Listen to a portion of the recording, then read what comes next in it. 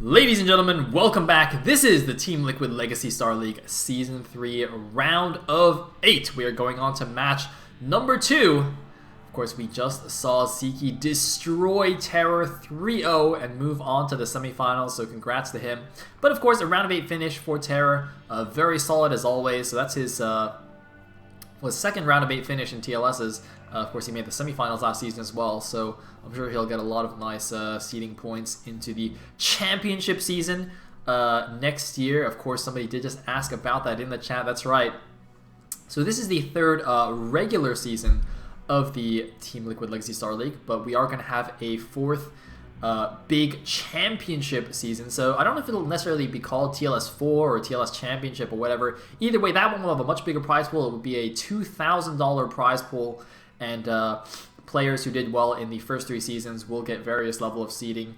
That's all yet to be determined. And of course, there will still be an Opal qualifier as well for anyone who didn't participate in the first 3 seasons. So everyone is invited to participate. That will, of course, take place sometime next year. No promises exactly when, but it won't be too long, don't worry. But of course, we still have to conclude Season 3 of the TLS. And to do that, we are going on to the second round of 8 match, which is going to be DragOn versus Julia, a PvZ.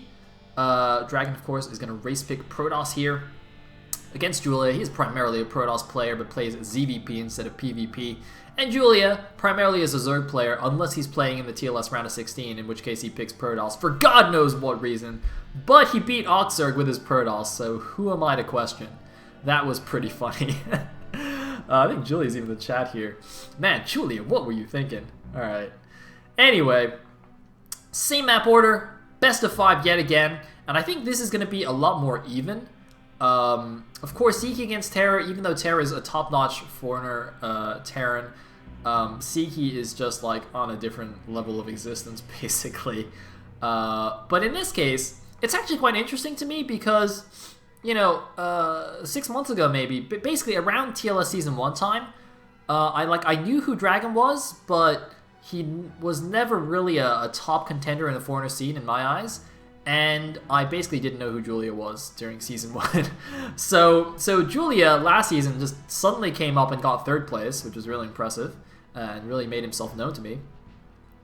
And DragOn this season has apparently been practicing really hard because, you know, now he's actually been slaying some pretty top-notch players. And again, actually, let me have a look here at their round of 16 opponents. Can't quite remember. So Julia got here by taking down Lancer X and actually 2-1ing Michael, which is a bit of a surprise, although Michael is a bit inactive now. And then it looks like DragOn. Where the hell is DragOn?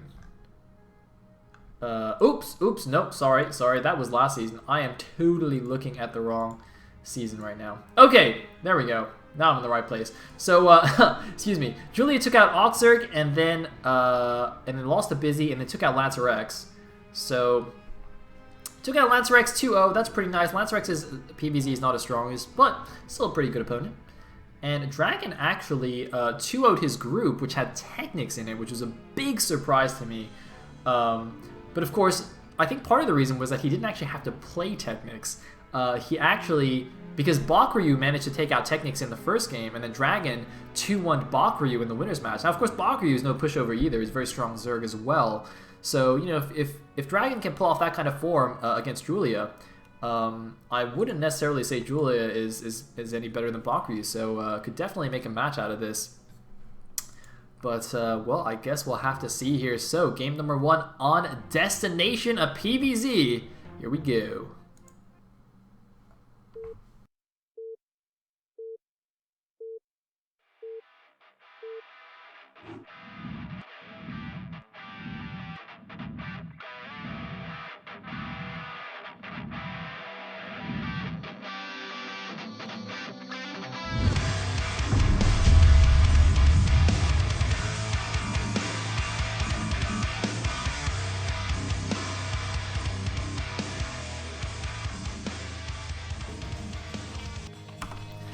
Here we go into game number 1 at the 12 o'clock position as the blue Zerg player. Not going to do anything silly and pick Protoss today.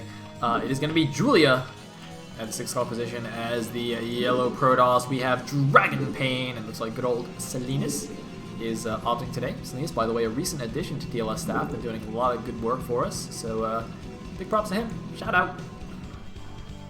Anyway, PPZ on Destination, kind of, well, whatever the matchup, Destination is a nice map for doing silly strategies. A lot of funky places you can put things. Of course, there's a mineral patch you can mine out of the back if you want to do some kind of ling sneak into the back. You know, the front of the natural is a little bit weird. It's hard to make a really nice wall for Protoss. There are a couple of accepted walls, but they all have various weak points in them. But we'll have to see what happens here. Now I'm actually going to have a quick look at Julia's path last season. Yeah, Julia last season actually pulled a surprise victory over Skyline in the round of 8, actually 3-0ing him until he unfortunately ran into Siki in the semifinals. I guess that's the story of every player's run through the TLS is, hey, I had a really good run until I played Siki, and then I didn't run so good. But what are you gonna do? Anyway, it looks like we are gonna have what was that, an overpull? I'm just gonna go ahead and say that was an overpull, and I'm not sure. And the probe's gonna come in here and see it. It's gonna have this forge handy. You can see he's gonna be able to put a gateway up here, protect a cannon, and I think he'll probably have a nice 1 hex gap to walk out of if he did this correctly. We'll have to see. In the meantime, he's going to do a little bit of probe blocking action here, but when you overpull, it doesn't actually matter that much if you get blocked. You just build your 6 lings and just take care of that nice and easy. And, whoa, hello. What do we have here? Just after I mentioned the back door, it looks like we're going to have a bit of a mine out. This probe, though, should see it. If Dragon's paying attention, he should see it, but Dragon's probably not paying attention because he's probably microing this probe like crazy to try and block this hatchery, which is getting slightly blocked. It's not 300 minerals yet because he made some Zerglings, as I said, and look at this. Never actually made it to 300 minerals, just made stuff. See, overpull doesn't actually really get bothered by the probe. So apparently Dragon actually didn't see this because he was focused way too much on that scouting probe, so he could actually just immediately die if he doesn't see this. Now eventually he'll transfer probes and see it, but I think it might be too late by then. This is gonna be, oh god, it's already gone, what the? Oh god. Oh god. Oh god, now he sees there's no minerals here. Why are there no minerals? Panic! Panic mode! What's up with this wall? This wall seems a bit weird as well. Why are you blocking over here? He's going in the back door! What are you doing? You just build a hatchery here. Julie should just build a hatchery in the base. Oh my god, this is so bad. Dragon, bro. Bro. Dude. Yep, there's the hatch. Boom! Julia boss moding it on Destination. Man, Dragon, it's Destination. How did you not see this coming? Man, Dragon. Anyway, even if he builds a cannon here, he's gonna get sunken pushed and die. And die a horrible death. A horrible Protoss death. There's basically nothing you can do. Even if he builds the ults, there's actually nothing you can do. Dragon is dead. He just doesn't want to give up yet because this is kind of a silly way to lose game number 1.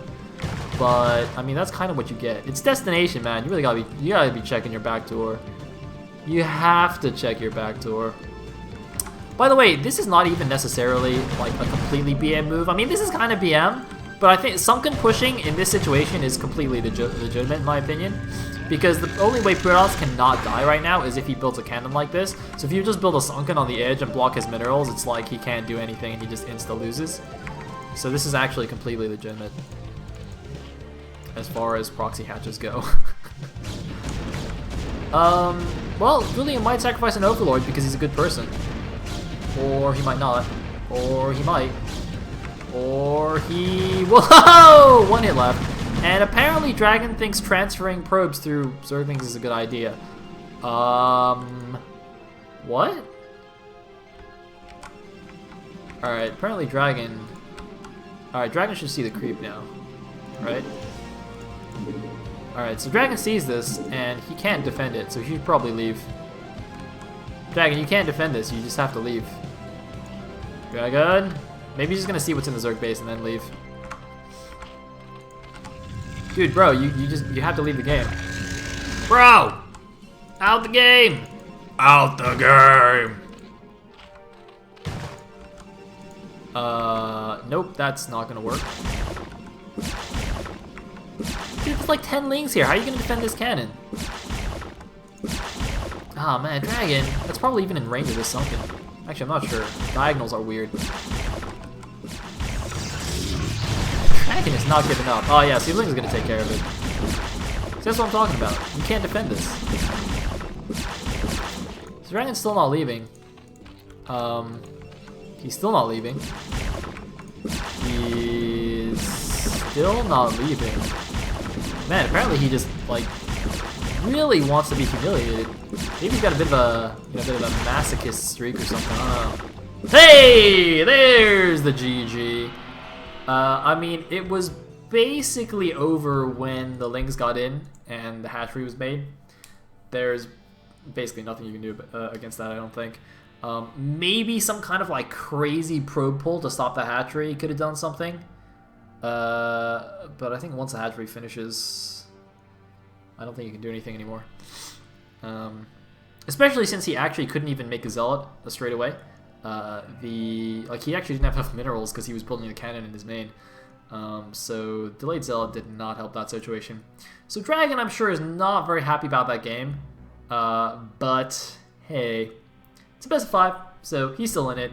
I hope he calms down and doesn't just like, go crazy and just try and cheese, 3 games in a row or something, because it's quite easy to get into that kind of bad mindset after a game like that. Really should just, be like, all right, I made a dumb mistake, I didn't check the back door, just, forget about game 1 and then keep going, and hopefully show us a better game. So, quick break, and then game number 2.